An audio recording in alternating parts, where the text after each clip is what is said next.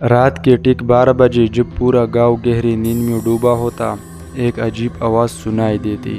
یہ آواز گاؤں کے آخری سرے پر موجود ایک ویران حویلی سے آتی تھی۔ اس حویلی کا نام تھا کالی حویلی۔ لوگ کہتے تھے کہ 50 سال پہلے وہاں ایک امیر زمیندار رہتا تھا، جس کی ایک بیٹی تھی نور۔ وہ بے حد خوبصورت تھی، مگر اس کی ایک عادت سب کو خوفزدہ کرتی تھی۔ وہ ہر رات 12 بجے حویلی کی چھت پر جا کر کسی انجان زبان میں باتیں کرتی۔ ایک رات اچانک وہ غائب ہو گئی۔ نہ اس کی لاش ملی، نہ کوئی نشان۔ بس اگلی صبح حویلی کے دیوار پر خون سے لکھا ایک جملہ ملا: وہ واپس آئے گی جب دروازہ پھر کھلے گا۔ تب سے حویلی بند تھی۔ کوئی اندر جانے کی ہمت نہیں کرتا تھا، لیکن گاؤں میں ایک نوجوان تھا، حارث۔ وہ ان سب باتوں کو بکواس سمجھتا تھا۔ یہ سب لوگوں کو ڈرانے کی کہانیاں ہیں۔ وہ اکثر ہنستا۔ ایک رات اس نے اپنے دوستوں سے شرط لگائی کہ میں آج رات کالی حویلی کے اندر جاؤں گا اور صبح زندہ واپس آؤں گا۔ دوستوں نے بہت روکا، مگر وہ نہ مانا۔ رات کی 11 بجے ہاتھ میں ٹارچ لے کر وہ حویلی کے بڑے زنگالود دروازے تک پہنچا۔ دروازہ دھکے سے کھولا۔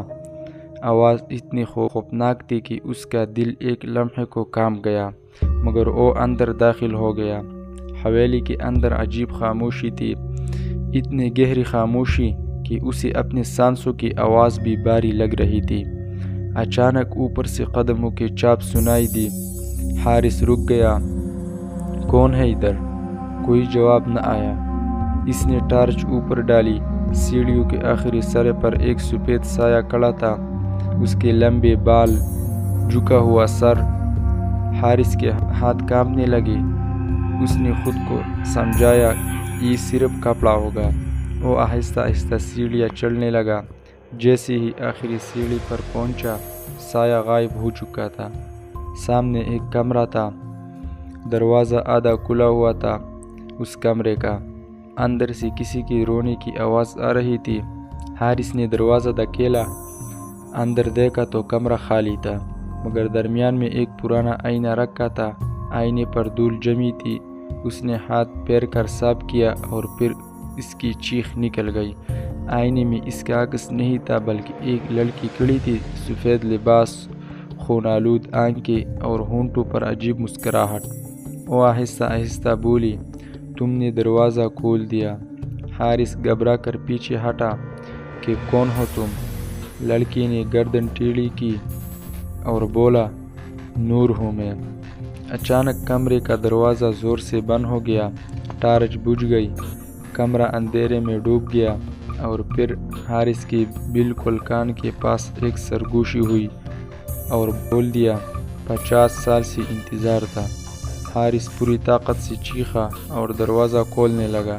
بڑی مشکل سے دروازہ کھلا۔ وہ بھاگتا ہوا نیچے آیا، مگر جیسے ہی مرکزی دروازے تک پہنچا، وہاں نور کھڑی تھی۔ اسی خوفناک مسکراہٹ کے ساتھ اس نے ہاتھ اٹھایا اور کہا: اب تم جاؤ گی نہیں۔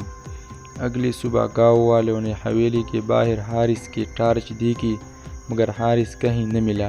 صرف دیوار پر تازہ خون سے ایک جملہ لکھا تھا: دروازہ پھر کھل گیا ہے۔ اس رات سے گاؤں میں ہر 12 بجے 2 آوازیں آتی ہیں، ایک نور کی اور دوسرے ایک نوجوان کی چیخ کہ مجھے باہر نکالو، لیکن ڈر کی وجہ سے لوگ جواب نہیں دے سکتا، اور اس رات سے حارث لاپتہ ہو گیا۔